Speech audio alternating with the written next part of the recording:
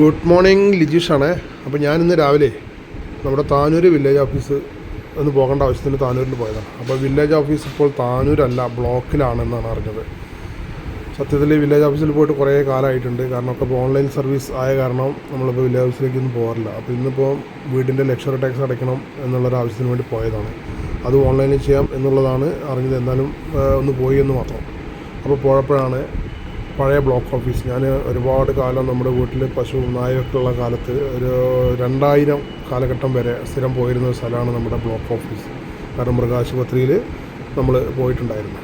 അപ്പോൾ പിന്നെ പശു നായൊന്നും ഇല്ലാത്ത കാരണം ഒന്നും പോകേണ്ട ആവശ്യമില്ല. അപ്പോൾ ഇന്ന് വില്ലേജ് ഓഫീസ് അവിടെയാണ് എന്നറിഞ്ഞു.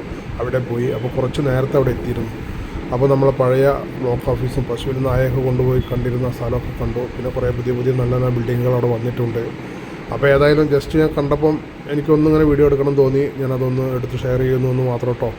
അപ്പോൾ താനൂർക്കാർ ചോദിക്കും നിങ്ങൾ വില്ലേജ് ഓഫീസ് ഇതുവരെ കണ്ടിട്ടില്ലെന്ന്. അപ്പോൾ ഞാൻ വില്ലേജ് ഓഫീസ് ബ്ലോക്കിൽ അതിന് ശേഷം കണ്ടിട്ടില്ല. Okay, thank you. എല്ലാവർക്കും നല്ലൊരു ദിനം നേരുന്നു.